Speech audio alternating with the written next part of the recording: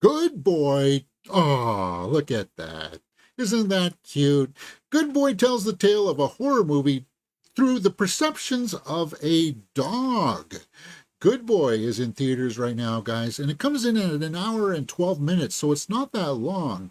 But the movie follows a loyal dog that moves to a rural family home with his owner, only to discover supernatural forces are lurking in the shadows. Yes, as dark entities threaten his human companion, the brave pup must fight to protect the ones that he loves most. And it's very intriguing, guys. That concept alone. Okay, we're just going to see this horror film all from the view of the dog. And I was like, okay, how's this going to work? Uh, they don't show the faces of the owner all that much because dogs, I guess, like you're looking up at the owner, right? And sometimes they're silhouetted and they're in shadow, but it's kind of like this dog puts on a magnificent performance and you totally buy in to this concept of what's going on in this house. So let me elaborate a little bit more on the premise of Good Boy, because that doesn't give you that much, right? It's like, well, how is this dog going to save this human from monsters or whatever's happening in the shadows? Basically, what happens is that the owner, that's not the owner, that's like somebody from a videotape. Uh, the owner is ill, is going through cancer treatments, and they go up to the old house, the old family house in the woods, and he's watching all these videotapes of like his father making the speeches about possibly ghosts being around and stuff like that. So the guy sleepwalks. It's like that kind of thing. But I would tell you, the directing here is top notch because the director does a great job of creating the sense of mood, and they capitalize on that by the perception of, okay, I'm the dog at the top of the stairs looking downstairs. Is there a shadow down there? We hear noises because we know that dogs have heightened sense of noise, and uh, it's got heart because you're rooting for this dog to try to figure out what's going on here. Is there ghosts here? Can the dog protect the owner from these ghosts? Uh, it is spooky. It's eerie. There's scenes that take place in the woods where it's dark, but it's also the way that it's lit. It's kind of like foggy. It's just eerie, and I found that I was having a good time here watching Good Boy, and I think the audience scores kind of reflect that with 89%, 82 by the audience. Overall, a lot of people are liking this film, and I got to give it a thumbs up. So, that being said, let's pull up my score sheet before we go back to that tomato meter there and take a look at what people are saying. Now, if you don't know how this works, acting, directing, and story are out of a possible 2 points. Cinematography and score are out of 1 point each. Now, the human actors, as I said, you don't really get to see their faces all the time. It's just kind of like from the chest level at times, just kind of like, go away, boy. Come on here, boy, kind of stuff.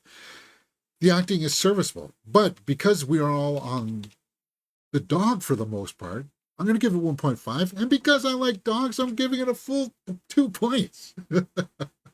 Now, pay attention after the credits for this movie because they have like a small 5-minute blurb of them trying to film this movie with the dog, because they try to explain that the dog isn't really acting. Here is how long it took us to get these shots to get the dog to behave in the way that we wanted it to do, right?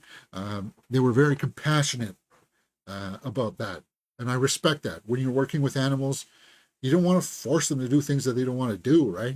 You don't want to like smack them on the butt or anything like that, or like taunt them along with a piece of steak or anything like that. They were very, very compassionate. I totally respected that. Directing, the technical aspects, very well done for a low budget film. Cinematography, as I said, was on point. The framing, composition was well done, and the pacing of the story, I think, was elevated by the fact that it was only an hour and 12 minutes or whatever. So for that, I'm going to give the directing 1.5, and I'm even tempted to give it a full 2 points. And in fact, I will. There you go. Storyline. The story, as I said, it's pretty straightforward. The dog is with the owner. They go to the cabin because the owner's sick. Is the owner going mad because he's sick? Are there ghosts there? And by the end of it, there's a heartbreaking scene towards the end of it.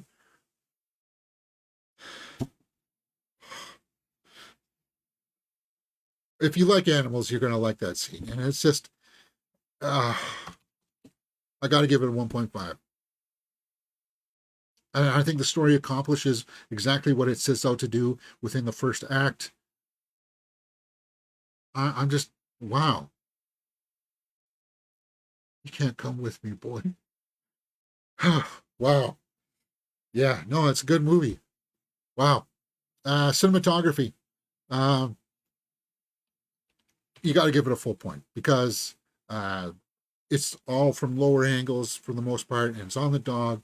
You're following the dog around, and it's just you executed an entire movie doing this. It is impressive. The score is serviceable. The soundtrack, it doesn't use a lot of strings and typical horror fare. It has it in there, but it's not it's not all that impactful. I'll say 7 out of 10 for right now. I may come back to that. But good boy.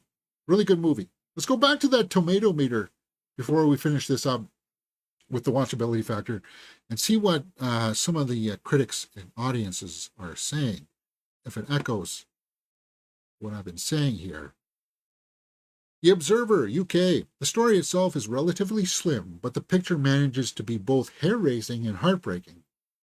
Yeah, the Times. The central star-making performance in this haunted house horror is worth the price of admission. Yeah, yeah, guys, it's totally worthwhile. Totally. Somebody who didn't like it, the Chinese knob, or what? I don't know. Clever and ambitious, but without a stronger story beneath this neat idea, it just turns into a novelty. No, I don't agree with that. But they still give it a C plus. Huh?